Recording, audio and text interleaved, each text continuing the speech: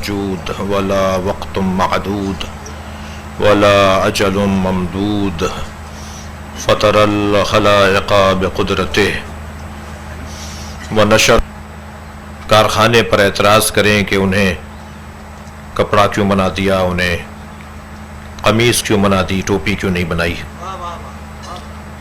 میری انگوٹھی جو چاندی کی بنی ہوئی ہے اسے اعتراض نہیں ہے کہ اسے جھومر کیوں نہیں بنایا، اسے گوشوارہ کیوں نہیں بنایا، انگوٹھی کیوں بنا دیا.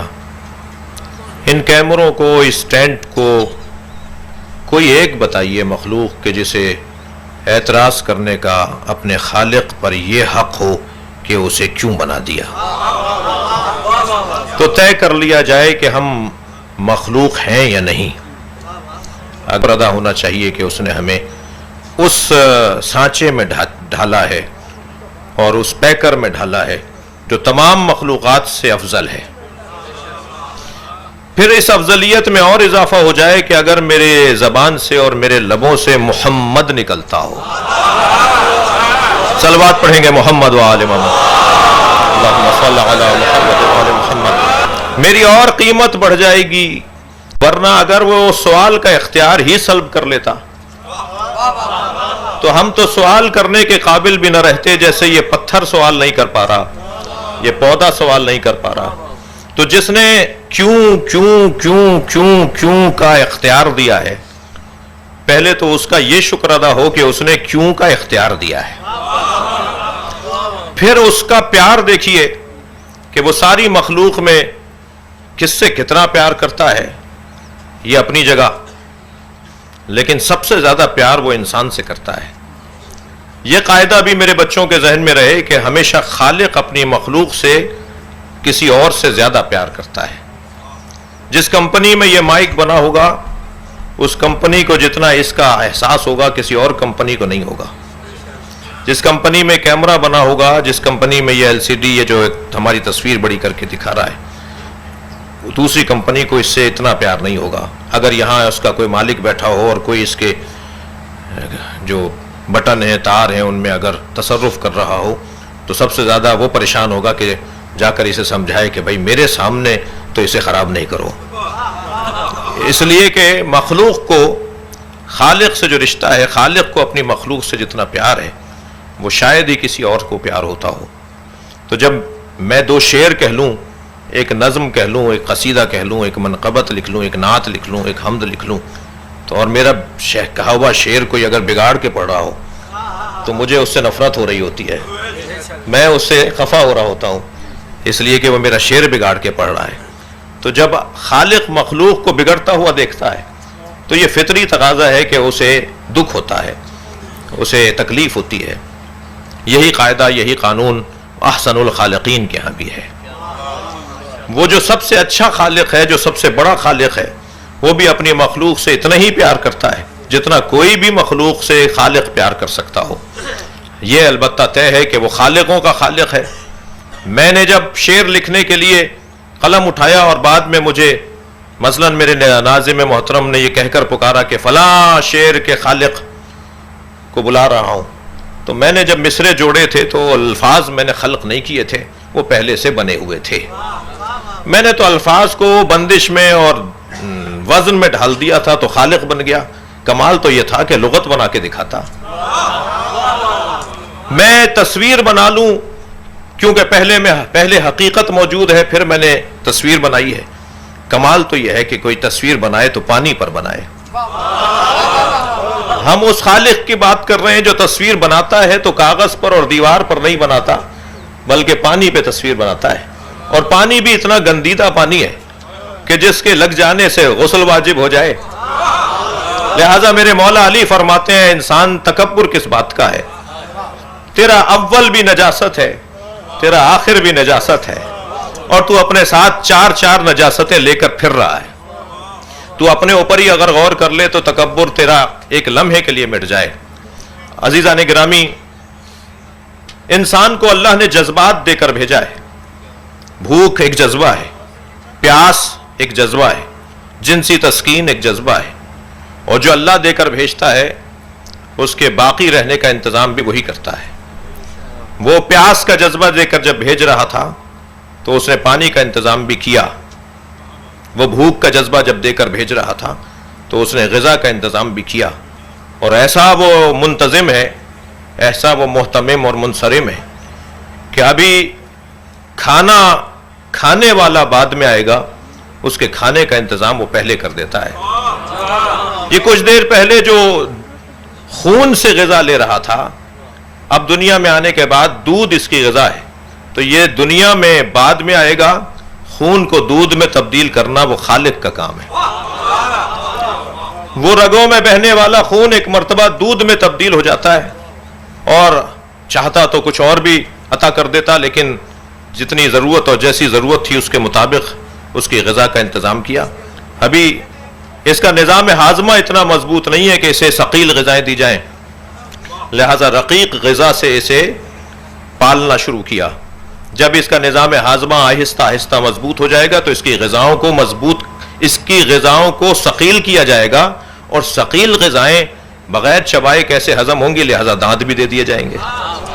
یہ بظاہر سامنے کی اور سیدھی سچی باتیں ہیں، مگر قرآن کی اس آیت کا عکاس ہیں کہ جو سورہ مبارکہ فصلت کی 55ویں آیت ہے، جس میں ارشاد ہو رہا ہے سنوریہم آیاتنا فی الآفاق وفی انفسہم حتی یتبین انہ الحق، ہم پوری کائنات میں اپنی نشانیوں کو رکھیں گے، اور اے 6 فٹ کے انسان تیرے اندر بھی اپنی نشانیاں رکھیں گے۔ صحراؤں میں، دروں میں، بیابانوں میں، غاروں میں اللہ ڈھونڈنے والوں، ذرا آئینے میں اپنے آپ کو دیکھ لو، تمہیں اللہ مل جائے گا۔ صلوات پڑھیں گے محمد و آل محمد پر۔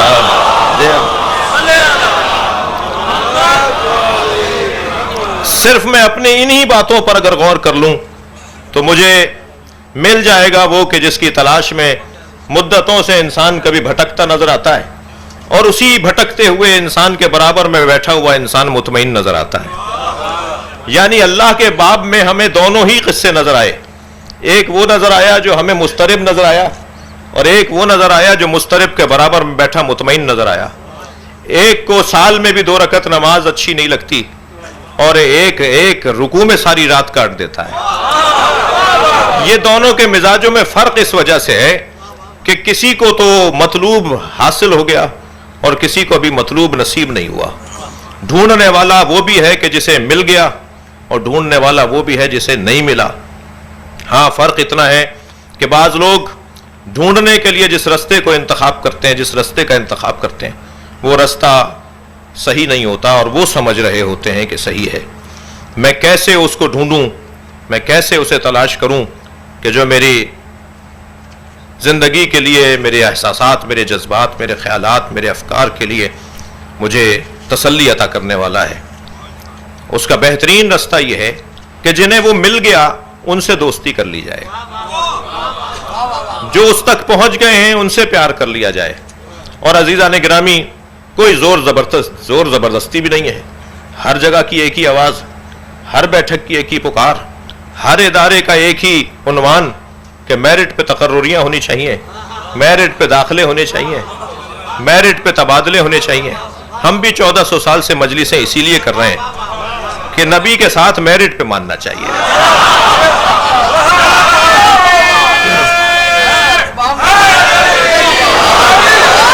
مجھے کسی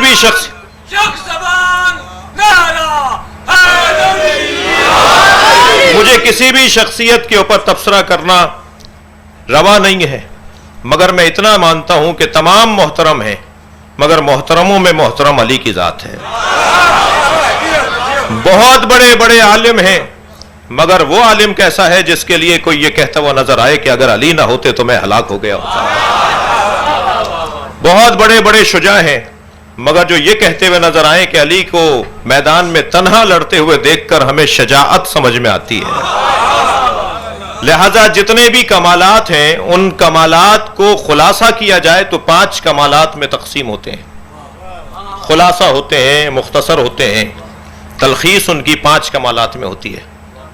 سب سے پہلا کمال علم ہے۔ ہماری عزیزہ کے لیے، ہماری بچی کے لیے، ہماری بھتیجی کے لیے رشتہ آیا، لڑکا بڑا خوبصورت تھا، شکل صورت بڑی اچھی تھی، قد بڑا اچھا تھا، خاندان بھی کوئی چھوٹا نہیں تھا، اور پیسہ بھی کم نہیں تھا، مگر وہ اپنا نام بھی نہیں لکھنا جانتا تھا. سب نے کہا رشتہ کر دو. ہم نے کہا ہمیں اس سے رشتہ کرنا ہے مگر ہم اس سے رشتہ کریں گے جو کم سے کم پڑھا لکھا تو ہو. سارے عنوانات ہوں اور جاہل ہو تو انسان اپنی بچی بھی اسے نہیں دیتا. تو ایک بڑا عنوان فضیلت انسان کی زندگی کے لیے، ایک سب سے بڑی فضیلت انسان کی زندگی کے لیے، اور پہلی فضیلت وہ علم ہے. اور عزیزان گرامی، میں اپنے ان بچوں سے جو مجھ سے پیار کرتے ہیں، ان جوانوں سے گزارش کروں گا کہ خبردار، فارغ رہنے والا جوان نہ اللہ کو پسند ہے، نہ نبی کو پسند ہے، نہ اہل بیت نبی کو پسند ہے. اگر تم نے تعلیم حاصل کر لی اور 6 مہینے کا کوئی فاصلہ آ رہا ہے تمہاری دوسری تعلیم کے درمیان، تو میرے بچوں، میرے جوانوں، اس 6 مہینے کو غنیمت جانو اور کوئی 6 مہینے کا کورس تلاش کر لو جو تمہیں بہرحال اس موجودہ کیفیت سے ایک بہتری کی طرف لے جائے. اور اگر تعلیم کے ساتھ کسی ہنر کی طرف بھی جانا چاہو تو یہ زیادہ بہتر ہوگا. علم سب سے بڑا اعزاز اور افتخار. مولا علی سے پوچھا گیا، یا علی، آپ کے فضائل تو بہت ہیں ہمارے نزدیک. پوچھنے والا صحابی ہے، خود آپ کے نزدیک آپ کی سب سے بڑی فضیلت کیا ہے؟ تو مولا نے سورہ مبارکہ رات کی 43ویں آیت کی تلاوت فرمائی. وَيَقُولُ الَّذِينَ كَفَرُوا لَسْتَ مُرْسَلًا قُلْ كَفَى بِاللَّهِ شَهِيدًا بَيْنِي وَبَيْنَكُمْ وَمَنْ عِندَهُ عِلْمُ الْكِتَابِ. فرمایا سب سے بڑی فضیلت میری یہ ہے کہ اللہ نے مجھے اپنے ساتھ گواہ رسول اور عالم کتاب بنایا ہے. علی کی سب سے بڑی فضیلت یہ ہے، خود بقول مولا علی، کہ مجھے اللہ نے عالم الکتاب قرار دیا ہے. عزیزان گرامی، علم ایک بڑی فضیلت ہے اور سب سے بڑی فضیلت ہے. علم کے بغیر اگر سخاوت آ جائے گی تو وہ سخاوت نہیں رہے گی، فضول خرچی ہو جائے گی. علم کے بغیر اگر بازوؤں میں دم آ گیا اور میدان میں اترنے کا حوصلہ مل گیا تو وہ شجاعت نہیں ہوگی، دہشت گردی ہو جائے گی. کسی طرح دہشت گردی کو شجاعت بنایا جائے اور کسی طرح فضول خرچی اور اسراف کو سخاوت بنایا جائے تو اس کا نسخہ یہی ہے کہ ان تمام کمالات پر علم کو حاکم بنا دیا جائے. البتہ ذہن عالی میں رہے کہ علم بذات علم اور فقط علم وبال جان بھی ہے اور حجاب اکبر بھی ہے. اگر علم کے ساتھ تربیت نہ ہو، میں گلہ کروں گا اسلام آباد میں بیٹھ کر وزارت تعلیم سے کہ ہمارے ہاں وزارت تعلیم تو ہے، وزارت تعلیم و تربیت نہیں ہے. آپ اگر تعلیم کے ساتھ تربیت نہیں دیں گے تو پھر یہی ہوگا جو ہوا، یہی ہوگا جو ہوا. عزیزان گرامی، مگر فاقد شے موتی شے نہیں ہو سکتا. جس کے پاس خود نہیں ہے وہ دینے والا نہیں ہو سکتا. صلوات پڑھ لیں محمد والا.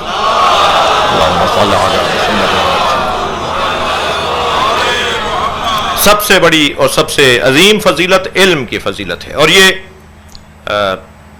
اللہ نے سجایا ہے اپنے ان پیاروں کو، ان عزیزوں کو اللہ کے نزدیک جن کی عزت ہے، جن کا مقام ہے. انہیں سب سے اچھا جو جھومر، جو ٹیکا، جو لباس پہنا کے بھیجا وہ علم کا لباس.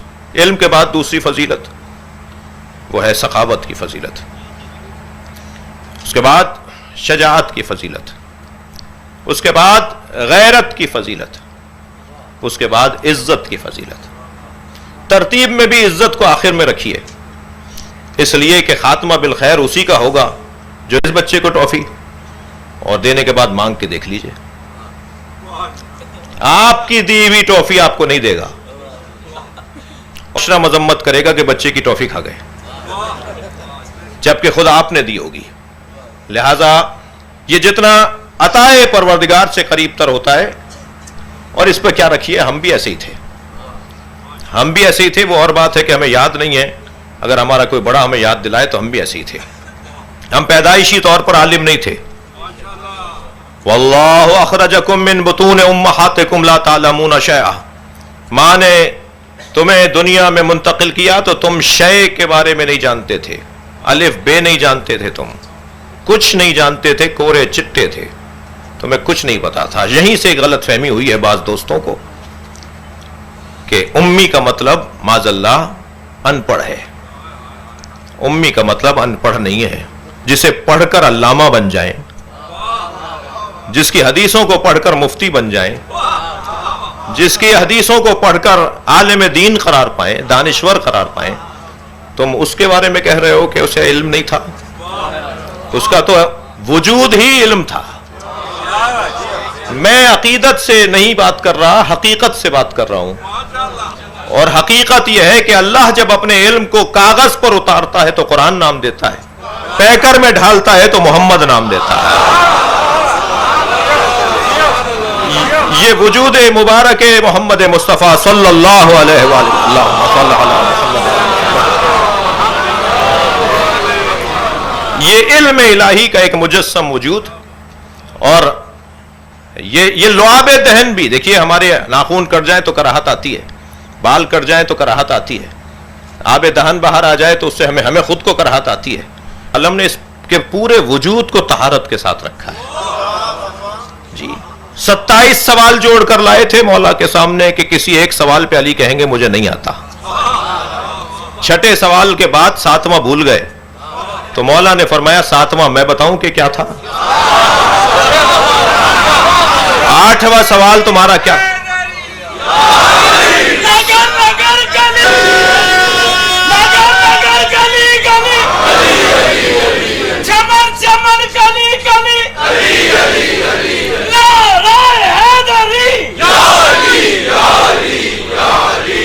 तुम्हारा 27वां सवाल क्या था?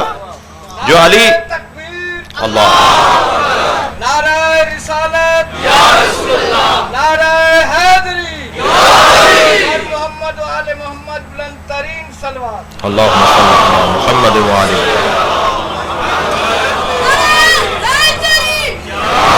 मेरे मौला जनाब सलमान फारसी रदी अल्लाह ताला अन्हु रिज़वानुल्लाह ताला अलैह के साथ हमरा थे सफर में।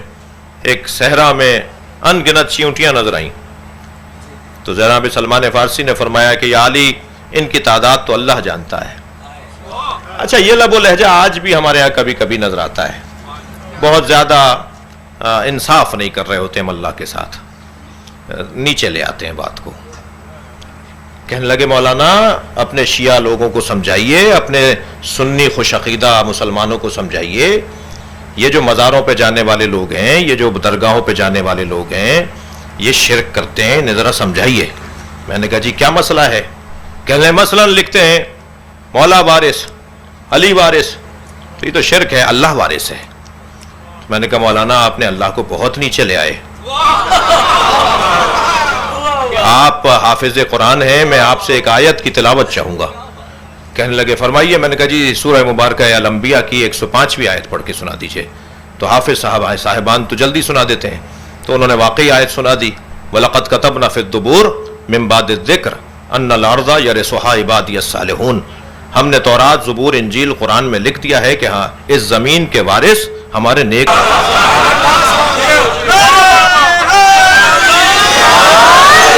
तो मैंने कहा मौलाना आपसे एक अली वारिस हजम नहीं हो रहा था, हम 14 को वारिस मानते हैं। ये क्या बात है? उच्चा बोल के पहले बैठ के दुश्मनों पे लानत पे शुमार करते हुए उच्चा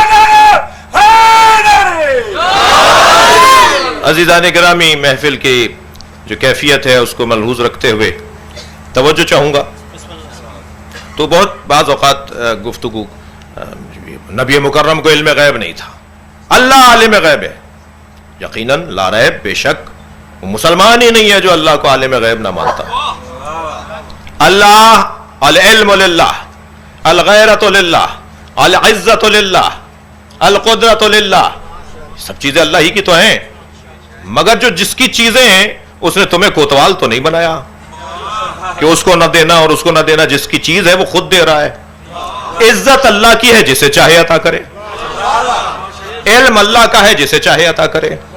कुदरत अल्लाह की है, जिसे चाहे अता करे। वो खैबर का दरवाजा जो कई कई लोग खोलते बंद करते थे, जब मौला ने एक हाथ से खोल दिया, एक उंगली से खोल दिया, आप कह दीजिए अकेले अली ने खोल दिया जी, इतना तो हजम होगा कि अकेले अली ने खोल दिया। तो पूछा या अली इतना बड़ा दरवाजा आपने कैसे खोल दिया? तो क्या फरमाया अली ने? ما قلعت باب خیبر بقوت جسمانیہ، میں نے اپنی قوت جسمانیہ سے باب خیبر نہیں اکھاڑا ہے، قلعتها بقوت رحمانیہ، میں نے رحمانی قوت سے اکھاڑا ہے۔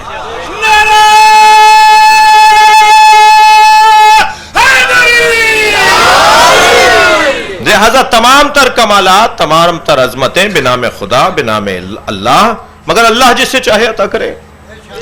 اور جہاں اس نے کہہ دیا کہ میں عطا کر سکتا ہوں، ملک اللہ کا ہے، مگر وہ تو تل ملک من تشاء، جسے چاہے عطا کر دے۔ مالک اللہ ہے مگر وہ جسے چاہے عطا کر دے۔ اچھا، جسے وہ ملک عطا کرے گا نا، پھر ملک اس کی مانے گا۔ ہمارے کپڑے تو ہماری نہیں مانتے کہ لمبے چھوٹے ہو جائیں، ہمارا رومال تو ہماری نہیں مانتا کہ یہ ٹوپی بن جائے یا مثال مفلر بن جائے۔ ہماری چیزیں تو ہماری اپنی زمین ہماری نہیں مانتی۔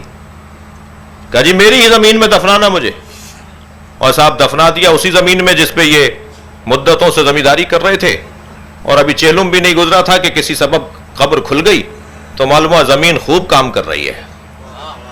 تو بھائی تمہاری ہی زمین تم پر کام کر رہی ہے، ہڈیاں توڑ ڈالی، تمہارا حال خراب کر دیا، تو معلوم یہ ہوا کہ ہماری ہی ملکیتیں، ہمارا ہی مملوک ہم پر ہماری بات ہی نہیں مانتا۔ تو جو مالک حقیقی ہوتا ہے وہ ہوتا ہے کہ جس کی مملوک مانتی ہو۔ اس کائنات کا مالک حقیقی اللہ ہے، مگر وہ جسے چاہے ملک عطا کرے، تو جسے وہ ملک عطا کرتا ہے اس کے اشارے پہ سورج پلٹے گا۔ صلوات پڑھیں گے محمد و آل محمد کا۔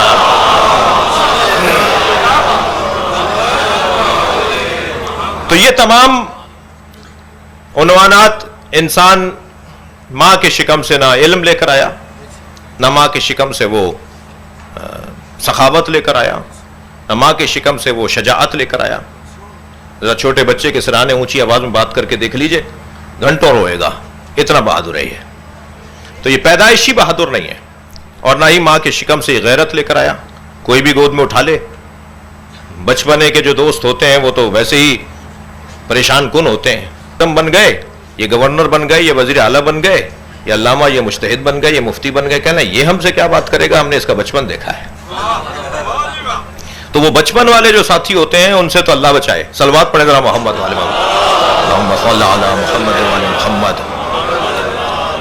تو غیرت کا تو یہ حالت تھی، اور کیفیت یہ تھی کہ جی جو اور عزت کی حالت کہ انسان ناک پر بیٹھی مکھی نہیں جھل سکتا، گھنٹوں بچے کو جو ہے جھلتے رہو اور تو اس سے وہ جانور ہٹیں، ورنہ جیسا ڈال دیا ایسے پڑا رہا۔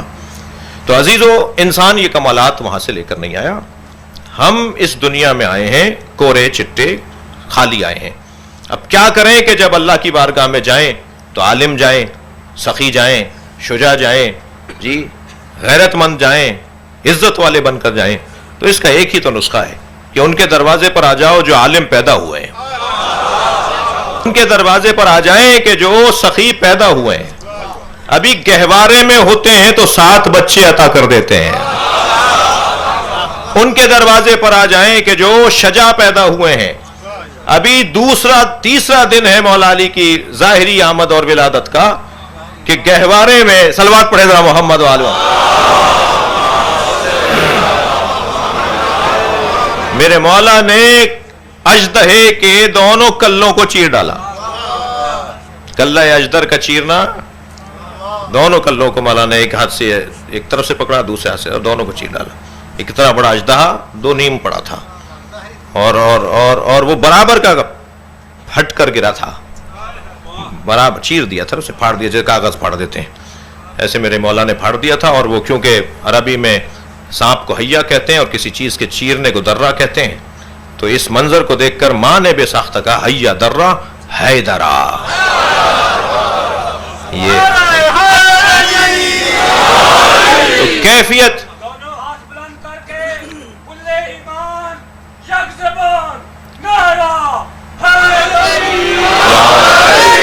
تو کیفیت شجاعت کی یہ ہے، کیفیت غیرت کی ایسی ہے کہ یہ کسی مشرک سے دودھ نہیں پئیں گے، یہ کسی کافر سے دودھ نہیں لیں گے۔ جب قاعدہ قرآن میں آ گیا، اور قرآن کا قاعدہ نازل بعد میں ہوا ہے، قاعدہ تو پرانا ہے، قاعدہ تو پرانا ہے کہ خبردار کسی مومن پر کافر کو حکومت حاصل نہیں ہے، کسی مومن پر کافر کو حاکمیت حاصل نہیں ہے. تو یہ ہو ہی نہیں سکتا کہ یہ کسی کافر سے کسی مشرک سے دودھ پی لیں. جی آپ دیکھیے بچہ صندوقچے میں لٹا دیا ام موسیٰ نے، اور دریا کے کنارے کنارے چلتی رہیں. ماں کی محبت تھی، ممتا تھی، اور سامنے دیوار آ گئی محل کی اور وہ صندوقچہ محل کے اندر چلا گیا. اور یہ پہلی مدتوں کے بعد دونوں میاں بیوی اس انداز سے بیٹھے دریا کے کنارے پر سمندر کا، دریا کا نظارہ کر رہے تھے. فرعون اور آسیہ بنت مزاحم علیہ السلام کہ ایک مرتبہ صندوقچے کو دیکھا تو آواز لگائی کہ ذرا دیکھو یہ کیا ماجرا ہے. نوکر اور غلام گئے دوڑتے ہوئے صندوقچہ اٹھا کے لے آئے. 70,000 آپ کہہ جی 700، آپ کہہ دیجئے 70، سینکڑوں دسیوں بچے مروا دیے اس ایک بچے کی وجہ سے. عزیزو اللہ بھی اللہ ہے،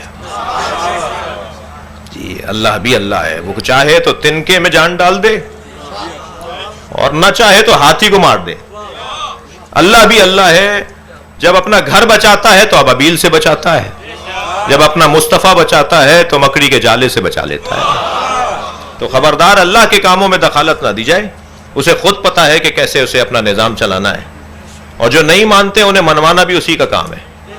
میرا اور آپ کا کام تو اپنی ذمہ داریوں کی ادائیگی ہے، منوانا ہمارا کام نہیں، اللہ کا کام ہے. جو مزاروں پہ جانے کو بدعت کہتے ہیں وہ حتیم کا طواف ضرور کرتے ہیں، جبکہ خانہ کعبہ حتیم نہیں ہے، وہ چھوٹی سی ناٹی سی دیوار، مگر واجب ہے کہ اس کا بھی طواف کیا جائے. تم مزاروں پہ نہیں جاتے، ہم ہاجرہ اور اسماعیل کی قبروں کا طواف کروائیں گے. یہ حتیم میں دفن ہے حضرت ہاجرہ اور حضرت اسماعیل. جو سبیلوں کو شرک اور بدعت کہتے ہیں وہ مکے سے زمزم لا کے ضرور بانٹے گا. صلوات پڑھ لے محمد و آل محمد. تو اللہ کا کام تو بھائی اللہ کا ہے. کل تک حسین پہ رونا بدعت تھی، آج سنت ہو گئی.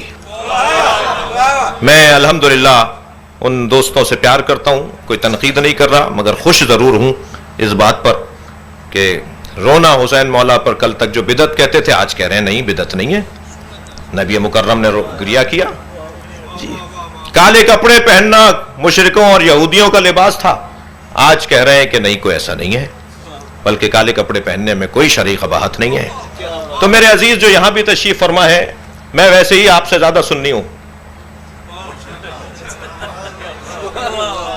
جو میرے سنی بھائی یہاں بیٹھے میں ان سے کہہ رہا ہوں میں آپ سے زیادہ سنی ہوں، اور واضح طور پہ کہہ رہا ہوں کہ میں سنی ہوں. ہو نہیں سکتا کہ کوئی علی کا شیعہ اور وہ سنی نہ ہو.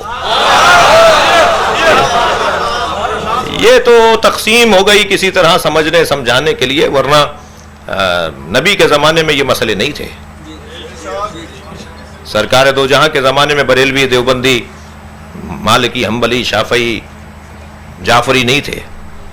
جی سرکار دو جہاں کے زمانے میں ہی نہیں، انبیاء کے زمانے میں بھی تقسیم نہیں تھی. اللہ نے تو صرف 2 ہی مسلک بنائے ہیں، حسینیت اور یزیدیت، جسے قرآن کی زبان میں شجرہ طیبہ اور شجرہ خبیثہ کہا جاتا ہے. صلوات پڑھ لے محمد و آل محمد. اللہم صلی علی محمد.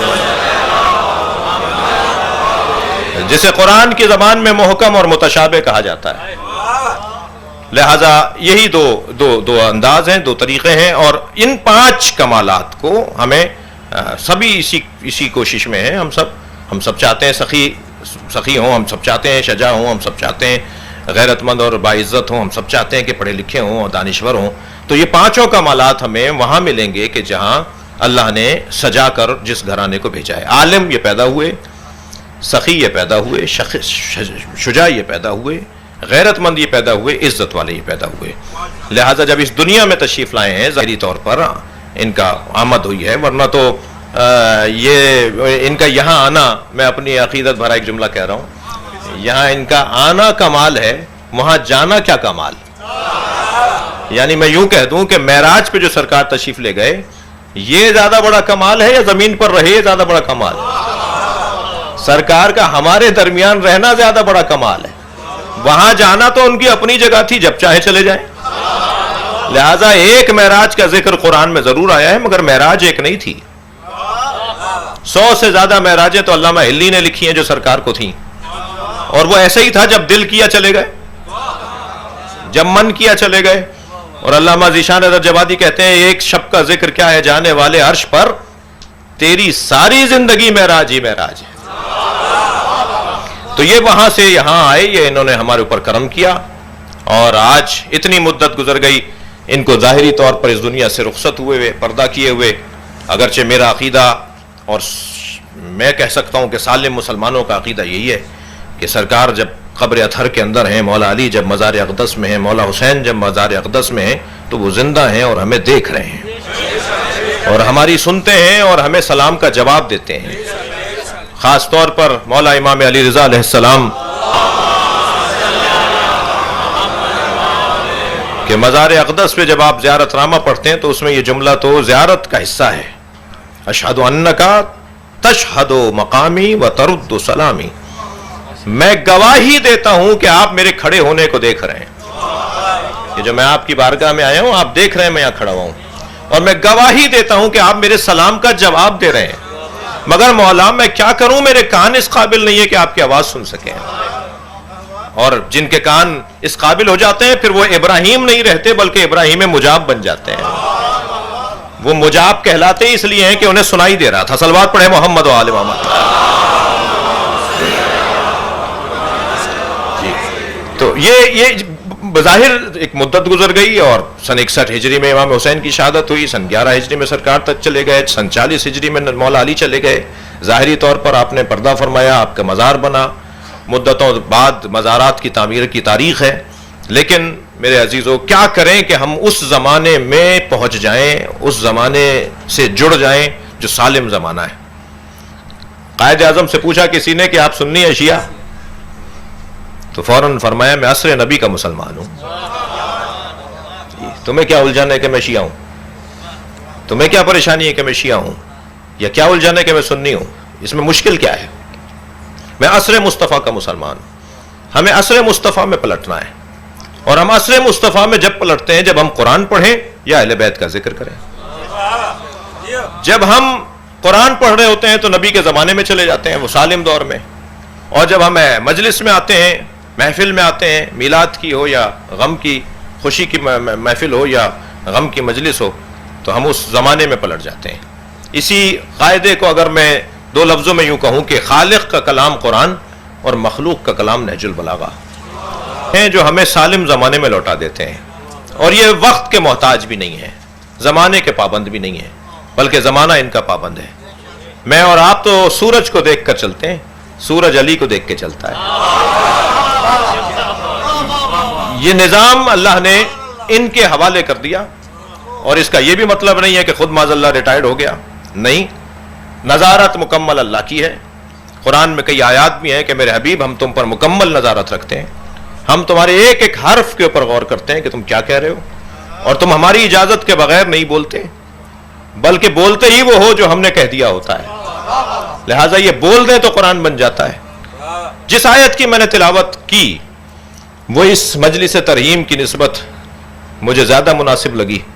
قل، اے میرے حبیب کہہ دیجئے. نبی کی امانت داری تو دیکھیے کہ قل کہا اللہ نے ان سے، انہوں نے بھی کہہ دیا قل. یعنی قاف اور لام بھی کم نہیں کریں گے. 2 حرفی لفظ سے چھوٹا لفظ نہیں ہوتا، کم سے کم چھوٹا لفظ 2 حرفی ہوتا ہے.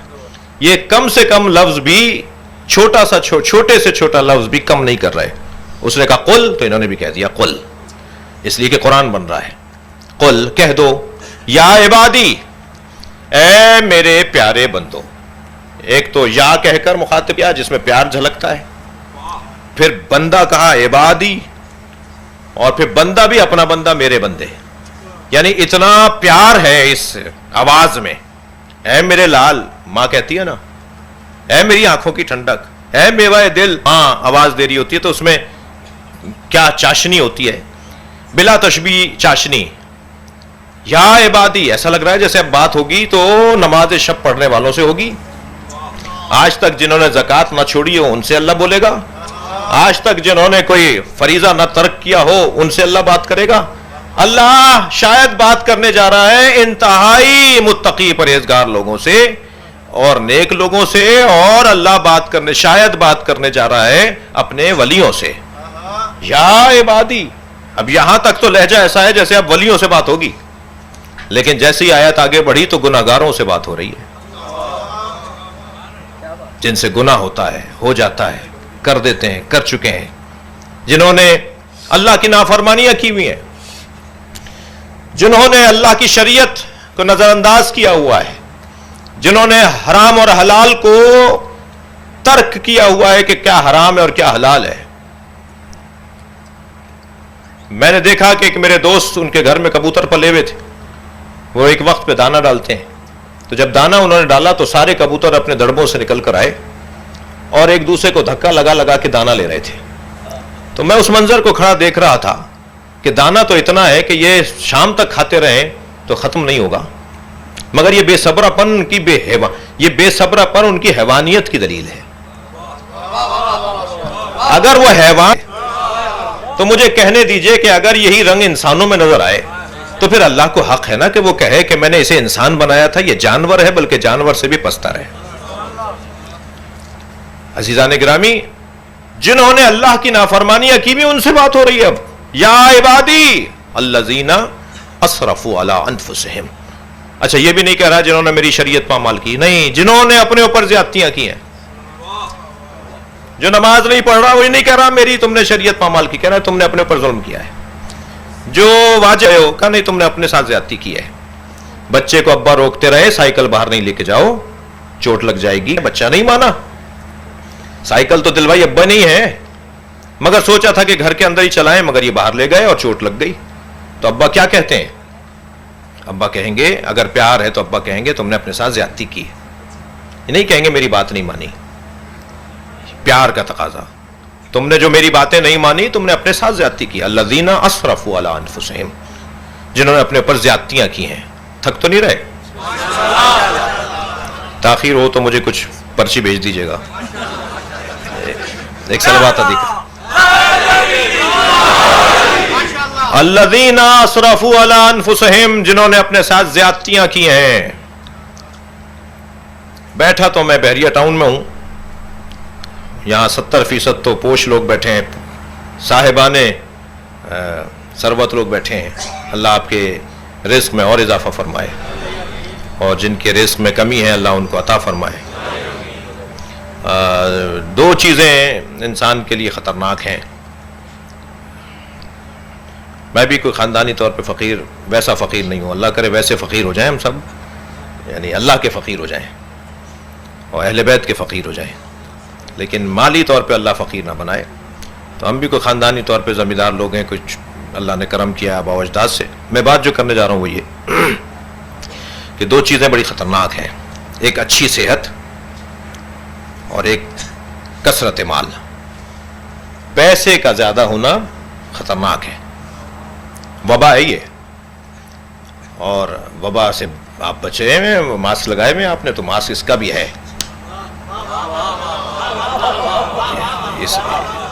بہت سارے لوگوں کو کرونا نہیں ہوا اور اللہ کرے نہ ہو، اور جنہیں ہوا وہ بھی بچ گئے، اور جو چلے گئے اللہ ان کی مغفرت فرمائے. لیکن بہرحال وباؤں کا علاج بھی تو ہوتا ہے نا. کثرت مال ایک وبا ہے اور صحت ایک وبا ہے، ایک مشکل خطرہ ہے. اور شاید یہی وجہ ہے کہ یہ خطرہ تھا، وبا تھی، اس کی ویکسینیشن کے لیے اللہ نے حج پہ بلا لیا. حج واجب ہی ان پر ہے جن کی صحت اچھی ہو، جن کے پاس پیسہ زیادہ ہو. یہ پیسے والوں کی عبادت ہے نا، غریبوں کی عبادت نہیں ہے حج. غریبوں کا حج تو نماز جمعہ ہے. البتہ یہ نہ ہو کہ امیر اب جمعے میں جانا چھوڑ دیں کہ صاحب ہمارا حج تو وہاں ہوگا، ہم یہ جمعے میں کیوں جانا. یہ مطلب نہیں ہے. مطلب یہ ہے کہ یہ وہاں بلا لیا. میرے ساتھ ایک وزیر تھے، پنجاب اسمبلی میں ایک بڑی وزارت پہ تھے، حج پہ میرے ساتھ تھے. تو مزدلفہ میں ہم کنکریاں بین رہے تھے 3 شیطانوں کو مارنے کے لیے، مینا میں مارنے کے لیے. 7 کنکریاں ہر ایک کے لیے، 7 ہفتے کے 7 دن ہوتے ہیں، تو 7 کنکریاں تم پورا ہفتہ اپنا پاک کر کے جاؤ.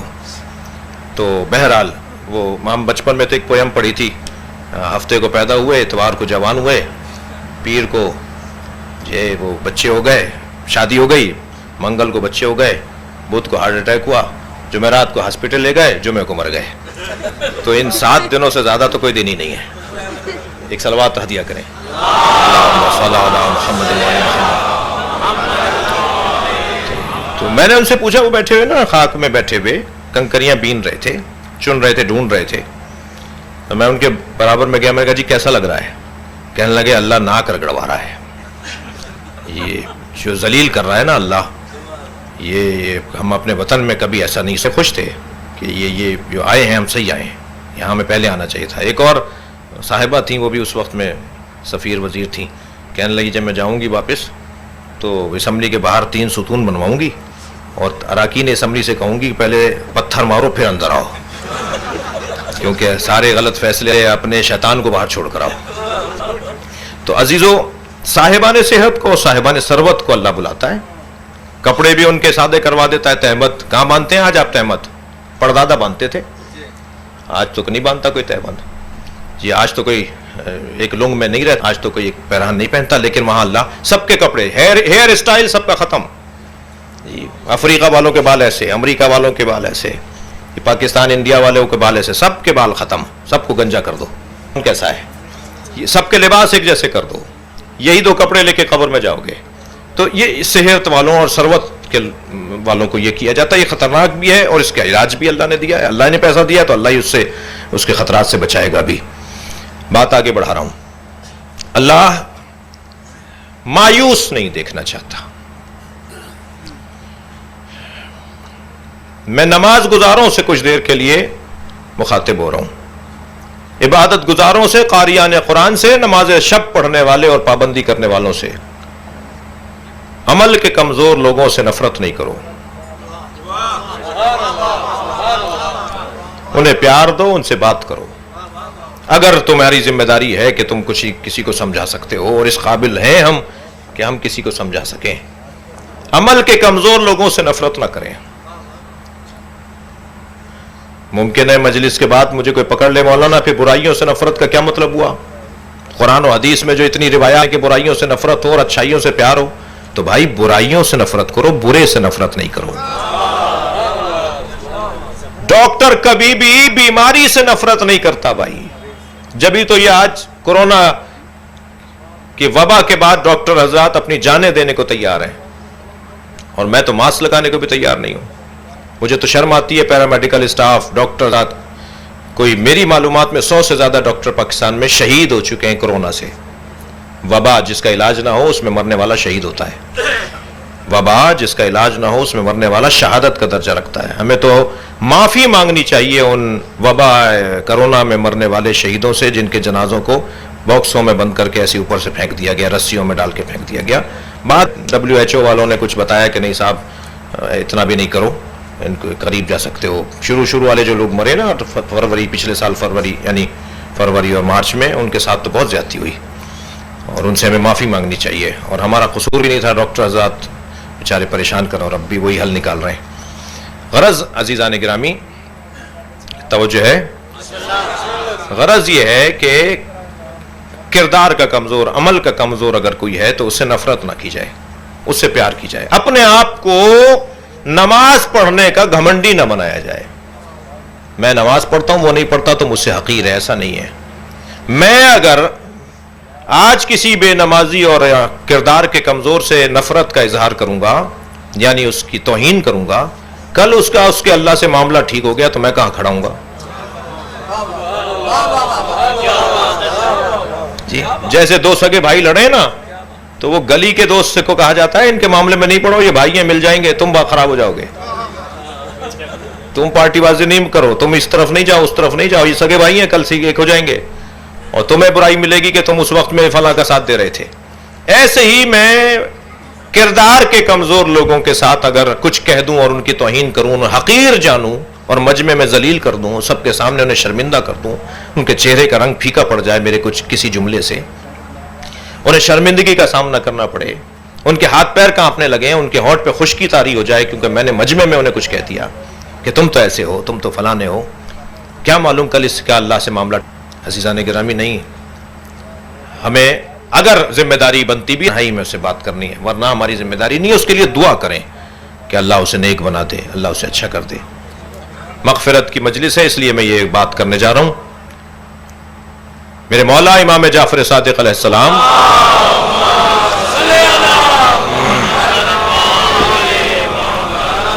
گزر رہے ہیں مدینہ منورہ کی ایک گلی سے۔ گلی بہت تنگ ہے، اور اتنی تنگ ہے کہ آتا جاتا انسان ایک دوسرے سے بچ نہیں سکتا بغیر دیکھے، بغیر پہچانے۔ اس گلی میں سامنے سے ایک شخص داخل ہوا جو مولا کا چاہنے والا بھی ہے، اور آدھی بوتل شراب کی پی کے آدھی بچی بوتل لے کے چل رہا ہے۔ سامنے امام جعفر صادق، مولا کا چاہنے والا شراب پی کر جی آدھی بوتل لے کر چل رہا ہے۔ سامنے مولا آ گئے، فوراً بوتل پیچھے چھپا لی۔ پہلے تو کوشش کی کہ دیوار کی طرف منہ کر کے کھڑا ہو جائے، مگر امام نے آواز دے دی، اب کہل پیچھے چھپائی بھی ہے۔ امام نے فرمایا کیا ہے تمہارے ہاتھ میں؟ جھوٹ بول دیا، سرقہ ہے۔ ایک گناہ پہ دوسرا گناہ، جی سرقہ ہے۔ امام نے فرمایا میرے ہاتھ پہ ڈالو۔ اب وہ تو بات شاید نب جاتی کہ سرقہ ہے، جھوٹ بول دیا، امام کے ہاتھ پہ شراب کیسے ڈالے؟ کانپنے لگا مولا، یہ کیا ہو گیا؟ آنکھوں میں آنسو اتر آئے، فوراً اللہ سے لو لگائی، یا اللہ میں اپنے مولا کے سامنے ذلیل ہو جاؤں گا، مجھے معاف کر دے، کچھ میری مدد کر، غیب سے کوئی انتظام کر، میں شرمندہ نہ ہو جاؤں مولا کے سامنے۔ جیسے ہی اس کا تار جڑا نا، میں اپنے الفاظ میں کہہ رہا ہوں، جیسے ہی اس کا رابطہ برقرار ہوا نا، رابطہ برقرار ہوتا ہے جب دل سے بات ہو۔ اسی لیے کہا جاتا ہے کہ جب اللہ کے سامنے بیٹھو، معصوم کے سامنے جاؤ، اللہ کے ولیوں کے پاس جاؤ تو رونے کی کوشش کرو۔ رونا ایک نشانی ہے رابطے کے برقرار ہونے کی، کیونکہ آنسو نکل ہی نہیں سکتا جب تک کہ دل سے آواز نہ ہو۔ لو لگ گئی، اور ادھر لو لگی، تو جس سے لو لگی ہے اس امام کی، اس سے لو تو بہت پرانی ہے۔ فوراً امام نے کہا ڈالو میرے ہاتھ پہ، یہ سرقہ ہے۔